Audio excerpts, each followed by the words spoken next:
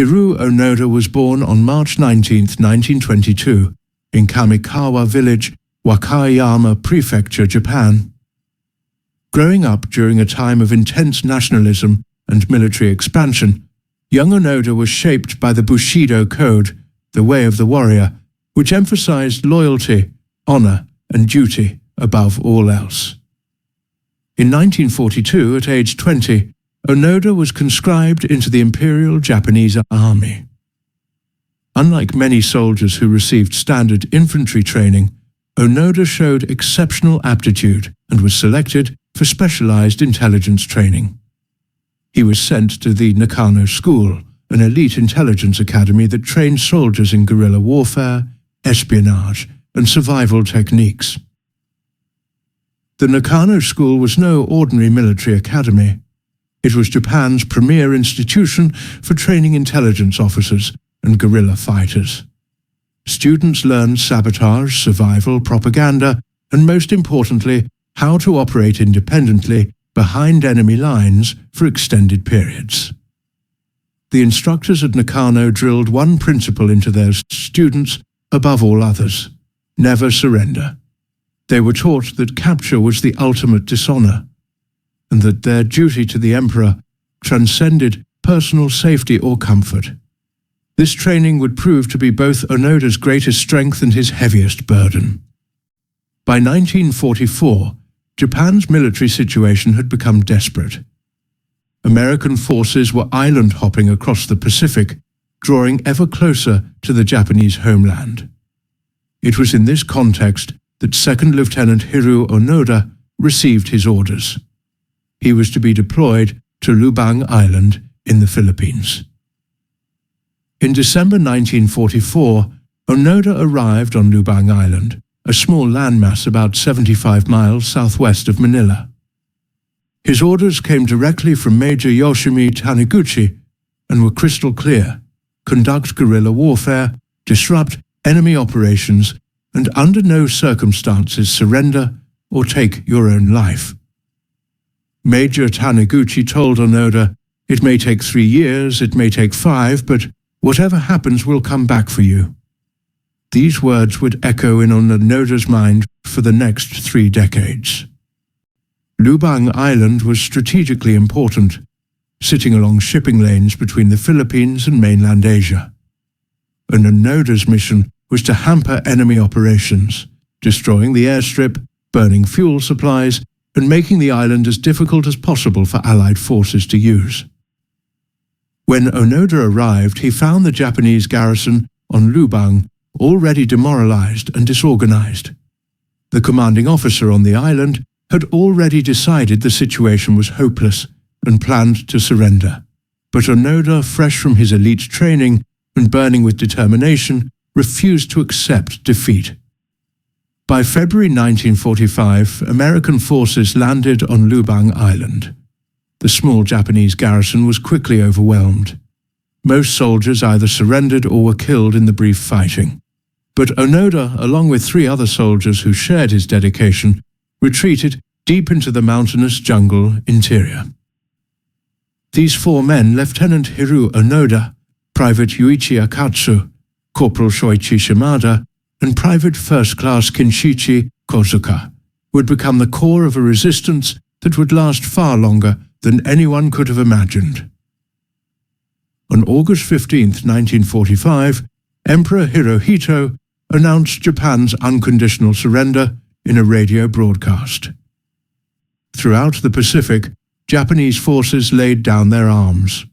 When leaflets announcing the war's end were dropped on the island, the 4 holdouts examined them carefully and concluded they were Allied propaganda, a trick to lure them out of hiding. After all, they had been trained to expect exactly this kind of psychological warfare. The leaflets were printed in Japanese and contained messages like, "The war is over and come out safely." But to Onoda's trained eye, there were small irregularities, odd phrasing, unusual paper quality. His Nakano School training had prepared him to distrust exactly these kinds of messages. He believed it was an enemy trap. As months turned into years, the four men established a routine. They survived by stealing food from local farms, occasionally killing cattle and foraging in the jungle. They moved frequently to avoid detection, never staying in one camp for more than a few days.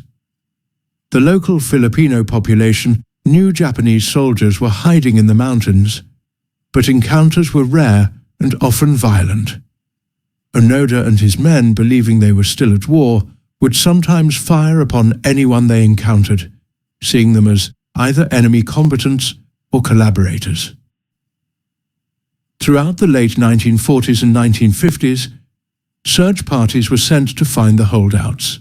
Japanese officials, former military officers, and even family members came to Lubang, calling out through megaphones and leaving letters and photographs to prove the war had ended. In 1950, one of the four men, Private Akatsu, couldn't take it anymore. He separated from the group and surrendered to Filipino forces after 6 years in the jungle. He told authorities about the 3 remaining holdouts, but even his testimony and appeals didn't convince Onoda that the war was truly over. Life in the jungle was brutally difficult. The 3 remaining men, Onoda, Shimada, and Kozuka, lived in constant vigilance. They slept in crude shelters, moved constantly, and maintained their weapons and uniforms as best they could with limited resources. Onoda, as the highest-ranking officer, maintained strict military discipline. They held regular formations, cleaned their weapons religiously, and continued to see themselves as active-duty soldiers on an intelligence mission. This structure gave meaning to their hardship and kept them focused on their perceived duty. Their equipment slowly deteriorated. Their uniforms became tattered rags, patched together with scraps. Their weapons, precious Type 99 rifles, were meticulously maintained, but ammunition was carefully rationed. Every bullet was precious. They couldn't afford to waste any. The jungle provided some sustenance, bananas, coconuts, wild roots, but it was never enough. They supplemented their diet by raiding farms for rice, sweet potatoes, and occasionally livestock. These raids kept the local population in fear and led to continued searches by authorities. Throughout the 1950s, search operations continued. Loudspeakers broadcast messages in Japanese. Letters from family members were left at known campsites. Photographs showing a peaceful, rebuilt Japan were scattered throughout the jungle. But Onoda interpreted all of this as increasingly sophisticated enemy propaganda. In his mind, it made perfect sense that the enemy would go to elaborate lengths to capture him. After all, he was an intelligence officer conducting guerrilla operations. Of course, they would try psychological warfare. His training had prepared him for exactly this scenario. The psychological toll on Onoda's companions must have been immense. Unlike Onoda, they hadn't received the specialized Nakano school training. Their belief in the mission rested primarily on trust in their commanding officer. As years passed, doubts must have crept in, but the isolation and Onoda's unwavering conviction kept them committed. In 1954, tragedy struck. Corporal Shimada was shot and killed during a clash with a search party. This was 9 years after the war's end. He had spent nearly a quarter of his life hiding in the jungle for a war that had already been over for nearly a decade. Now only 2 remained, Lieutenant Onoda and Private First Class Kozuka. Shimada's death was a devastating blow, but it also reinforced Onoda's conviction. In his mind, the fact that they were still being hunted proved the war continued. An enemy that had truly won would simply leave them alone. The 2 men grew closer out of necessity. They depended on each other for survival, security, and sanity. Their partnership would last another 18 years, making them one of the longest-serving combat partnerships in military history, though the combat they believed they were engaged in existed only in their minds.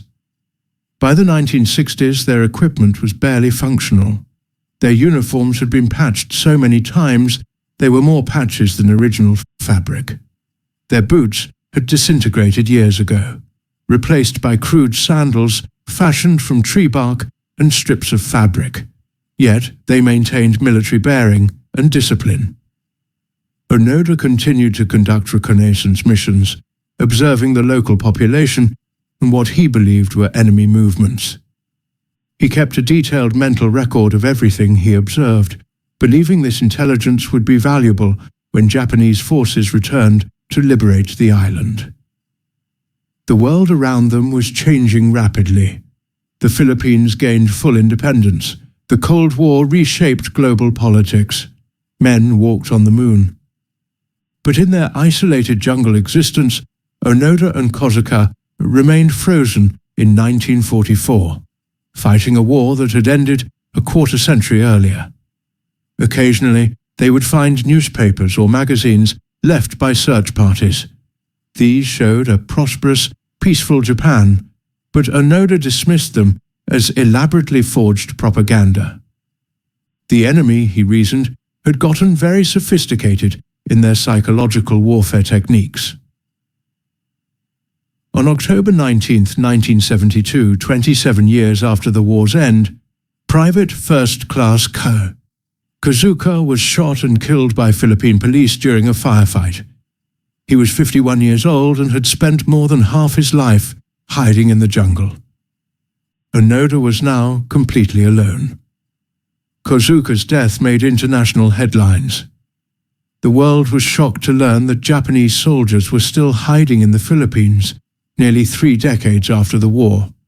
His death prompted renewed efforts to bring Onoda home, but also raised the question, after 27 years, what would it take to convince him the war was over? For the first time in 28 years, Hiroo Onoda was completely alone. The solitude must have been crushing. For nearly 3 decades he'd had comrades, first 3, then 2, then 1. Now there was no one, just the jungle, his duty, and his unwavering belief that Japan still needed him. At 50 years old, Onoda was no longer a young soldier. The decades of hardship had taken their toll. He was lean, weathered, and scarred, but his mental discipline remained unshaken. He continued his routines, maintained his weapon, and carried out what he believed was his mission. After Kozuka's death, the Japanese government intensified efforts to bring Onoda home. High-ranking officials traveled to Lubang. Onoda's own family members came calling out to him through loudspeakers, but Onoda, watching from hiding, believed even these were elaborate tricks, perhaps enemy agents who had captured and brainwashed his family. The Philippine government, while wanting to resolve the situation, also had to consider public opinion. Onoda's raids had resulted in deaths and injuries over the years. Some Filipinos saw him as a stubborn relic of a brutal occupation, while others sympathized with his misguided dedication. It was during this period that a young Japanese man named Norio Suzuki became fascinated with Onoda's story. Suzuki was an adventurer and explorer who had dropped out of university to travel the world. He told friends he wanted to find Lieutenant Onoda, a panda, and the abominable snowman, in that order. In February 1974, Suzuki traveled to Lubang Island with a simple plan. He would go into the jungle and find Onoda himself, not as part of an official search party, but as one Japanese man trying to reach another. It was a plan that seemed naive at best, suicidal at worst. Norio Suzuki entered the jungle of Lubang Island, armed with little more than determination, a camera, and some basic supplies. He carried no weapon. His approach was completely different from the official search parties. He simply wandered the jungle, camping openly and even singing Japanese songs, hoping to attract Onoda's attention. After several days, on February 20th, 1974, Suzuki's gambit paid off. As he sat by his campfire one evening, he heard a rustling in the jungle. Turning, he saw a figure emerge from the darkness, a lean, weathered man in a tattered military uniform, holding a rifle. It was Lieutenant Hiroo Onoda. The encounter could have ended in violence, but something about Suzuki's demeanor, perhaps his youth, his obvious lack of hostile intent, or simply the fact that he was Japanese and spoke with genuine emotion, made Onoda lower his weapon. The two men began to talk. Suzuki told Onoda that the war had been over for nearly 30 years. He showed him recent newspapers and photographs of modern Japan, but Onoda, while intrigued, remained skeptical. He told Suzuki that he could not abandon his post or surrender based on the word of a civilian, no matter how sincere he seemed. However, Onoda told Suzuki there was one thing that would convince him. If his commanding officer, Major Yoshimi Taniguchi, personally came to Lubang Island and formally relieved him of duty, he would surrender. Only a direct order from his superior officer in the chain of command would satisfy his sense of duty. Suzuki rushed back to Japan with this crucial information. He brought photographs of Onoda as proof of their meeting, the first confirmed sighting in years. The images shocked the world. There stood Onoda, ramrod straight in military posture, despite his ragged appearance, still very much a soldier on duty. Finding Major Taniguchi proved easier than expected. He had survived the war and was living quietly in Japan as a civilian. Now in his 70s, Taniguchi had long since left his military life behind. When contacted by the Japanese government, he initially couldn't believe Onoda was still out there, still following the orders he'd given 3 decades earlier. Taniguchi agreed to travel to Lubang Island. On March 9, 1974, accompanied by Japanese officials and Philippine authorities, the elderly former major made his way to a predetermined meeting point in the Lubang jungle. It would be the first time he'd seen his former subordinate in 30 years. The meeting was arranged carefully. Onoda had agreed to come out of hiding but was still cautious. His decades of survival had taught him never to fully trust any situation. As the appointed hour approached, tension was high. Would Onoda actually appear? Would he accept that Taniguchi was genuine? Then, from the jungle, Lieutenant Hiroo Onoda emerged. He was 52 years old, wearing a tattered but carefully maintained uniform. His rifle was clean and ready despite its age. His posture was military perfect. He approached and saluted Major Taniguchi with precision. Major Taniguchi, deeply moved, returned the salute. Then he spoke the words that Onoda had been waiting 29 years to hear. "Lieutenant Onoda, I am relieving you of your duties. The war is over. You are ordered to lay down your arms and return to Japan." For a long moment, Onoda stood motionless. Then, with tears streaming down his weathered face, he acknowledged the order.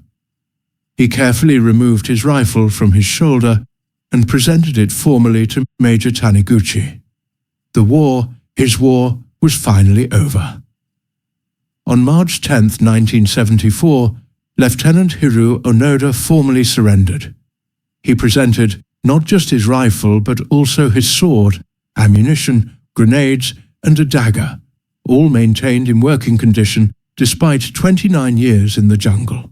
He also handed over detailed logs and notes he'd kept about his observations and operations. The Philippine government, in a remarkable gesture of reconciliation, granted Onoda a full pardon for the incidents that had occurred during his time in hiding.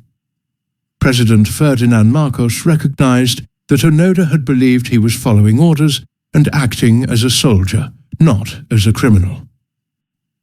Onoda's return to Japan was extraordinary. He arrived at Narita Airport to find himself an instant celebrity, perhaps the most famous Japanese person in the world at that moment.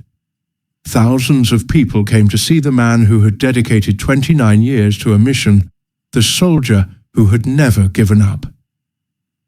But Japan in 1974 was radically different from the Japan Onoda had left in 1944.